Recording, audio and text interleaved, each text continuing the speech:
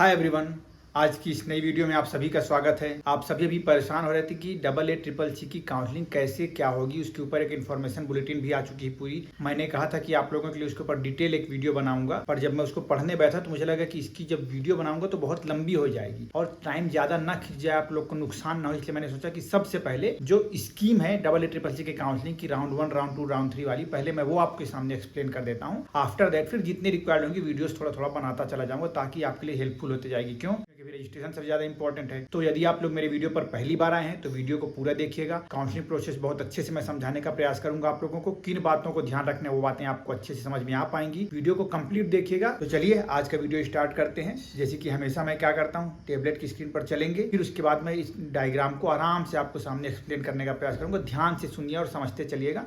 उसके बाद भी कोई डाउट लगेगा तो मुझे कमेंट करके बताएं। अब स्क्रीन पर आपको दिख रहा होगा flow chart of AA-CCC PG counselling scheme 2023। सबसे पहले अपने को क्या करना है, AA-CCC की पोर्टल पे जाना है। आप सभी को पता होगा AA-CCC की साइट क्या है, तो सिंपली कुछ नहीं करना है। अगर आपको नहीं पता है तो AA-CCC आप लिखेंगे, पहले नंबर पे जो साइट खुलेगी उसी को आप क्लिक करके एंटर करना है। नेक्स्ट पॉइंट क्या करना पड़ेगा, उसके बाद रजिस्ट्रेशन करना है आपको, पेमेंट ऑफ फीस करना है जिसमें रजिस्ट्रेशन फी होगा और सिक्योरिटी मनी, दो चीज़ें इंक्लूडेड होंगी। उसके बारे में अपन आगे नेक्स्ट वीडियोज़ में बात करेंगे। फिर उसके बाद क्या करना पड़ता है, submission and locking of choices, क्योंकि पहला राउंड जो है तो उसमें आपको क्या करेंगे, जो भी आप चॉइस बनाए होंगे पहले तो पेन पेपर में बनाना है, ये आप ध्यान रखिएगा। डायरेक्टली वहीं मत क्लिक करने लग जाएगा, उसको देखिए और आराम से अपने आप पास एक पेन पेज में लिखिए। कन्फर्मेशन करवाना हो तो आप बिल्कुल मुझे बता सकते हैं, मैं कोशिश करूंगा उसको देखकर समझने का, बताने का, आपको जितना हो पाएगा उतना बता दूंगा।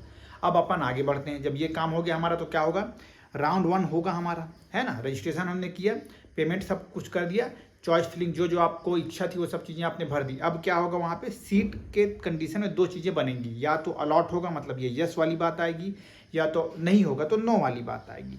तो पहले मैं नो तुरंत बतला देता हूँ आपको। तो अगर सीट नहीं मिलती है आपको, जो भी आपने चॉइस फिलिंग कर रखी थी, तो क्या होगा, participate in round 2 and fill fresh choices. आपके पास ऑप्शन होगा कि आप नेक्स्ट राउंड में जा सकते हैं, नया रजिस्ट्रेशन आपको नहीं कराना पड़ेगा और वहाँ पे वापस से नए चॉइसेस आपको भरने रहेंगे। ये जरूर है। अगर सीट मिलती है तो क्या करना है, एक तो फ्री एग्जिट हो जाएगा इफ़ नॉट रिपोर्टेड, मतलब कि आपको जो सीट मिली, आपको लग रहा नहीं यार ये मज़ेदार कॉलेज नहीं, यहाँ मुझे नहीं जाना है, मिल गया भले ही, चलो ठीक है, तो वहाँ जाकर भी आपको परेशान नहीं होना है। आप नहीं जाएंगे वहाँ ज्वाइन करने, वैसे ही वो आपकी फ्री एग्जिट है, उसमें पैसे का कोई नुकसान नहीं होगा, आपका सिक्योरिटी मनी बराबर बनी रहेगी आपकी, ठीक है। नेक्स्ट क्या करेंगे, मिल गई, अच्छी कॉलेज है, आपको जाना है, तो क्या करेंगे, report to allotted institute, complete admission formalities, वहाँ जाना है, आपको रिपोर्ट करना है। जो भी अभी मैंने इसके पहले जो शेड्यूल डाल रखा है उसमें लिखा है ना रिपोर्टिंग टाइम कब तक का है, तो उस समय आपको जाना है और रिपोर्ट करना है वहाँ पे।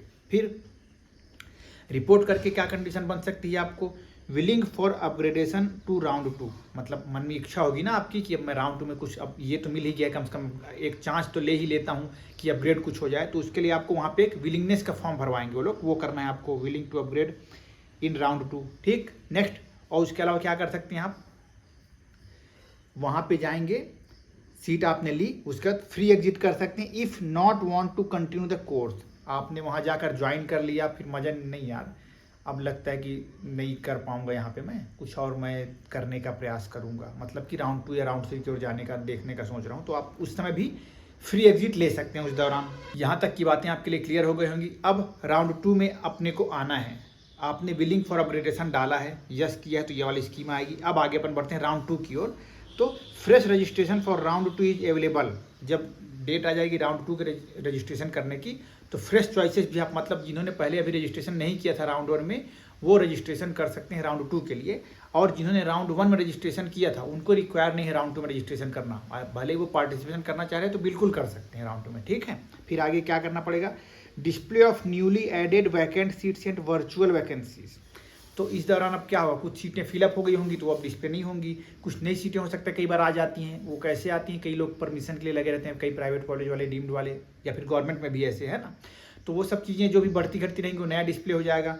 वर्चुअल वैकेंसीज के बारे में आपको क्लियर कर दूं कि वर्चुअल वैकेंसीज वो वैकेंसीज हैं जो फिल ना हो पाए, मीन्स जैसे आप समझिए कि एक एग्जाम्पल के तौर पर किसी एक कॉलेज में, किसी एक पर्टिकुलर स्टेट में ऑल इंडिया कोटा की ओबीसी की कोई 2 सीट थी, परंतु ओबीसी के वो कैंडिडेट्स नहीं मिल रहे, तो वो ना जनरल कैटेगरी वाले स्टूडेंट को भी वर्चुअल सीट के फॉर्म में वो दिखेगा वहाँ पे, ठीक है, समझ रहे वर्चुअल सीट के बारे में। बाकी सब कैटेगरीज के लिए भी सेम ऐसी बातें होंगी, वो वर्चुअल सीट्स ऐसी दिखेगा, ठीक है, कि वो आपका नहीं है, पर इन केस वहाँ पे वो कैंडिडेट्स मिलते नहीं है, तब फिर बाद में फिर जनरल से या फिर अगर ST SC के तो OBC से वो फिलअप होता है बाद में, तो वो वर्चुअल सीट्स के तौर पे दिखलाई आपको पड़ेगा।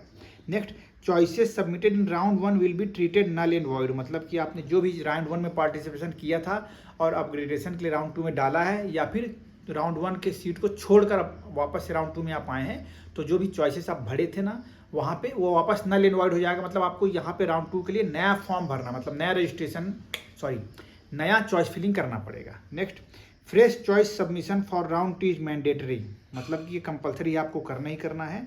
All candidates newly registered candidate opted free exit willing to upgrade in round 2 not allotted seat in round 1, ये सभी को नया चॉइस फिलिंग करना ही करना है।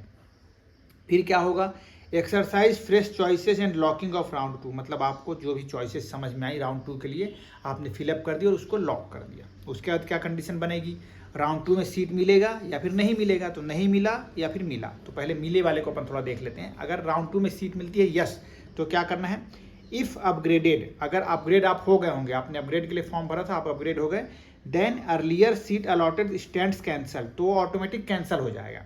And candidate must join the round 2 allotted seat after taking relieving from round 1 institute, और आपको राउंड 2 में जो सीट मिला वहाँ जाकर ज्वाइन करना ही है। और उसके लिए राउंड 1 में अगर आपने एडमिशन ले रखा था तो वहाँ से आपको एक रिलीविंग मिल जाएगा, रिलीविंग लेटर लेकर आप वहाँ जाएंगे ज्वाइन करने के लिए। ठीक, नेक्स्ट, उसके बाद क्या कर सकते हैं आप, रिपोर्ट टू अलॉटेड इंस्टीट्यूट, और फिर राउंड 2 में जो सीट अलॉट हुई है वहाँ आपको जाना है, कंप्लीट द एडमिशन प्रोसेस करना है। और अगर उसके बाद भी आपको लग रहा है नहीं यार मैं थोड़ा और अपग्रेड करना चाहता हूँ, तो फ्री एग्जिट का फ़ायदा ले सकते हैं आप। इफ़ नॉट रिपोर्टेड, अगर वहाँ पे रिपोर्ट नहीं करेंगे तो फ्री एग्जिट आपको ऐसे ही हो जाएंगे वहाँ पे।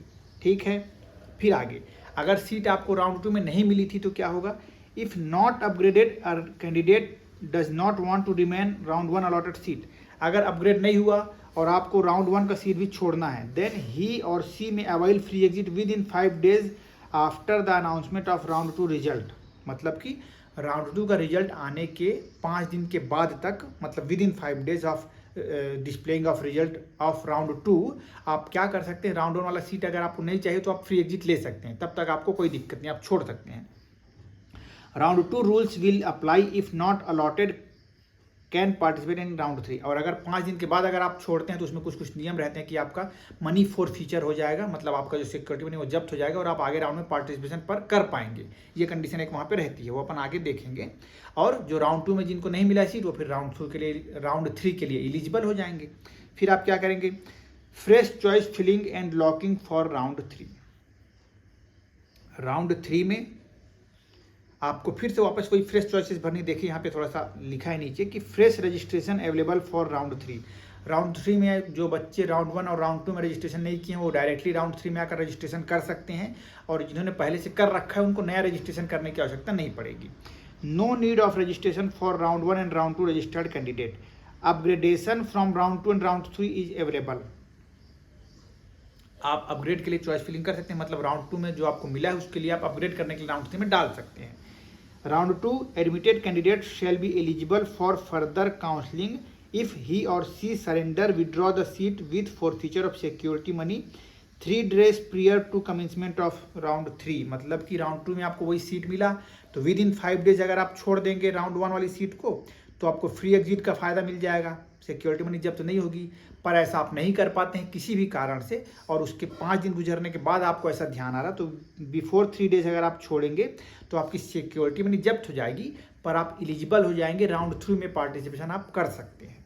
ठीक है, फिर राउंड 3 की सीट में आपने पार्टिसिपेशन किया, ठीक, उसके बाद क्या हुआ, आपको सीट मिलेगी या तो नहीं मिलेगी। तो पहले मिलेगी तो क्या होगा, यस अगर होता है तो report to allotted institute complete admission formalities, जाना है, रिपोर्ट करना है।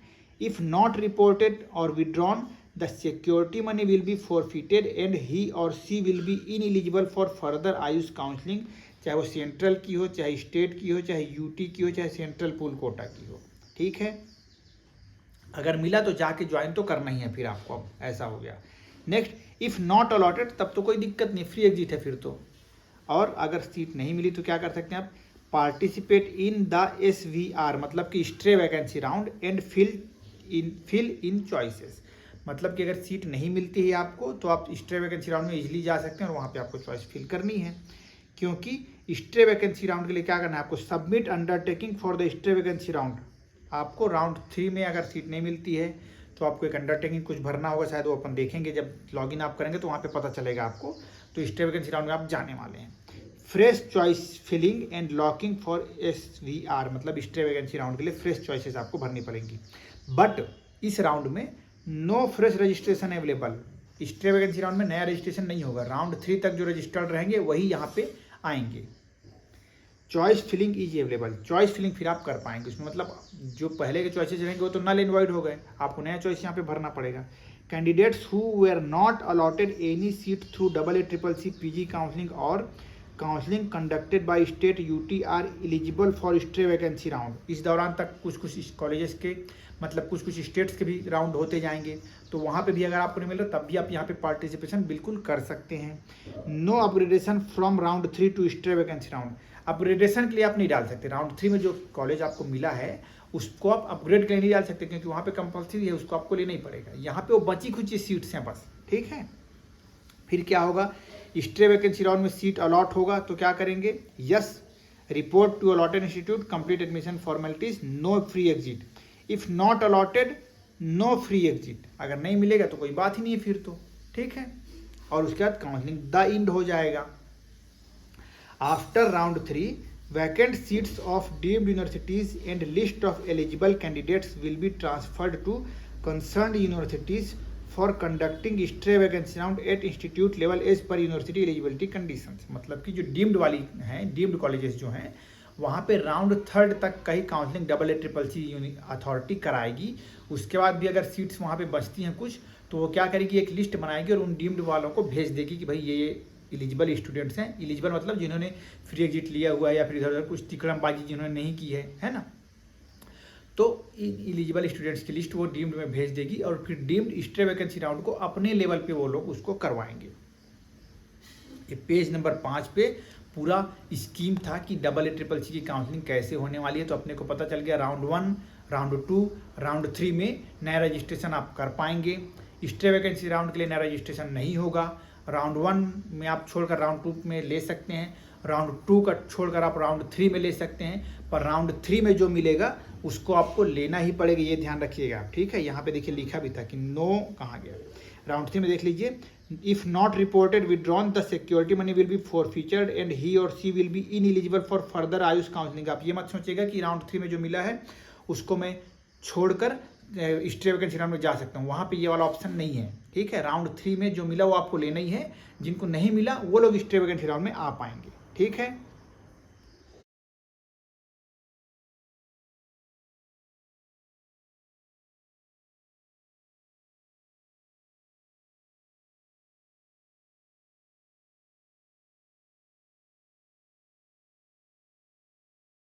इस वीडियो को आप लोग को क्या करना है, ज़्यादा से ज़्यादा शेयर कर दीजिएगा। जल्दी ही बाकी और FAQs के जो भी क्वेरीज हैं उसकी वीडियोस भी मैं प्रॉपर बनाने की तैयारी में लगा हुआ हूँ। जल्दी ही आपको वो वीडियोस भी मिलेंगी, तो स्टे कनेक्टेड और वीडियोस को ज़्यादा से ज़्यादा स्प्रेड करते रहिए। Thank you so much.